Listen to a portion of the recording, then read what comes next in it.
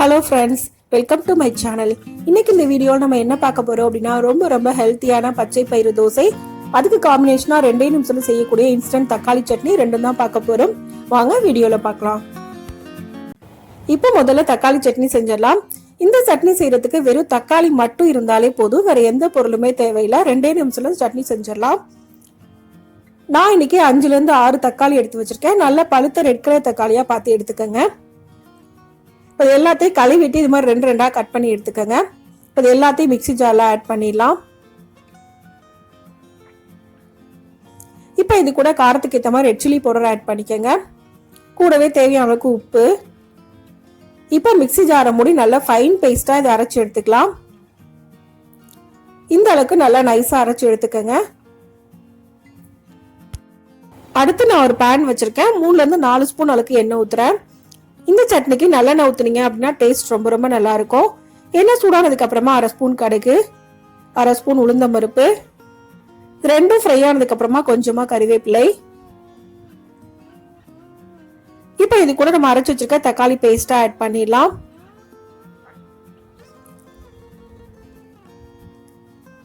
இப்போ இதை ஒரு தடவை மிக்ஸ் பண்ணி விட்டுக்கோங்க. நல்லா மிக்ஸ் பண்ணதுக்கு அப்புறமா மூடி போட்டு மீடியம் ஃப்ளேம்ல வச்சு ஒரு 2 நிமிஷம் போல நல்லா கொதிக்க வச்சா போதும், நமக்கு சட்னி ரெடி ஆயிரும். இப்ப 2 நிமிஷம் ஆயிடுச்சு. நான் ஓபன் பண்ணி பாக்குறேன். நல்லா ஒரு தடவை மிக்ஸ் பண்ணி விட்டுக்கோங்க.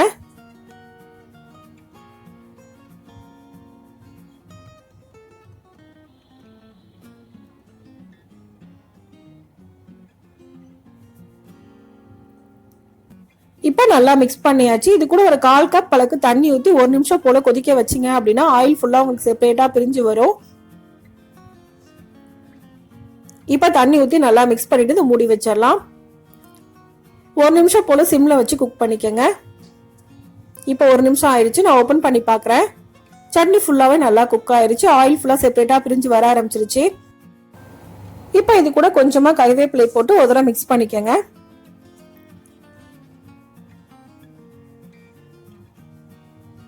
நல்லா மிக்ஸ் பண்ணதுக்கு அப்புறமா அடுப்பை ஆஃப் பண்ணிடலாம்.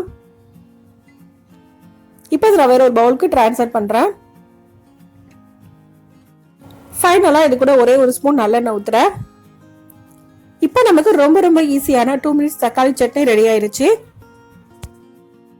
அடுத்து இந்த சட்னிக்கு காம்பினேஷனா நான் இன்னைக்கு பச்சை பயிறு தோசை தான் செய்ய போறேன். இது ரொம்ப ஹெல்த்தியான ரெசிபி. வாங்க இது எப்படி செய்யணும்னு வீடியோல பார்க்கலாம்.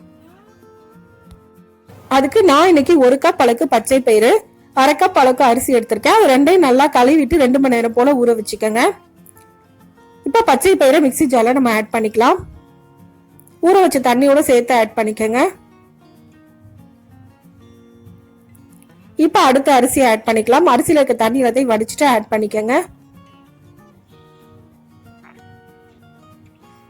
இப்ப இதுக்கு தேவையான அளவுக்கு உப்பு சேர்த்துக்கோங்க. இப்ப இந்த மிக்ஸி ஜாரை மூடி நல்லா ஃபைன் பேஸ்டா அரைச்சிக்கலாம். தோசை மாவு எப்படி அரைப்போமோ அந்த அளவுக்கு அரைச்சிக்கோங்க.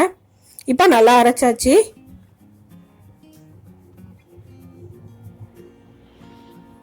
நல்லா அரைச்சதுக்கு அப்புறமா தேவையான அளவுக்கு தண்ணி ஊத்தி இது மாதிரி நல்லா கரைச்சி எடுத்துக்கோங்க.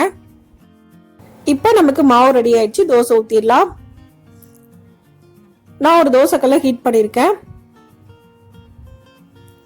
இப்ப இதுல ஒரு கரண்டி மாவு ஊத்தி நம்ம மெலிசா தோசையா ஊத்திக்கலாம்.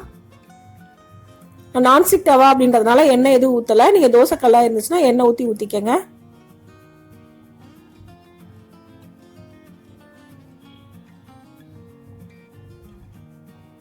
இப்ப இது மேல சுத்தி எண்ணெய் ஊத்திக்கங்க. இந்த தோசையை மூடி வைக்க தேவையில்லை. அப்படியே ஓபன்ல வச்சு ஒரு சைடு வந்ததுக்கு அப்புறமா அடுத்த பக்கம் திருப்பி போட்டுக்கங்க. இப்ப இந்த பக்கமும் நல்லா வேக வச்சு நம்ம எடுத்துக்கலாம். இப்ப 2 பக்கமும் நல்லா வெந்துருச்சு. இப்ப இதை எடுத்துடலாம். இப்போ நமக்கு ரொம்பவே ஹெல்த்தியான பச்சை பயிறு தோசை ரெடி ஆயிருச்சு. இந்த 2 ரெசிபி இதே மெத்தட்ல நீங்களும் செஞ்சு பாருங்க. இந்த வீடியோ உங்களுக்கு பிடிச்சிருந்தா லைக் பண்ணுங்க, ஷேர் பண்ணுங்க, கமெண்ட் பண்ணுங்க. மறக்காம சேனலை சப்ஸ்கிரைப் பண்ணுங்க. தேங்க்ஸ் ஃபார் வாட்சிங்.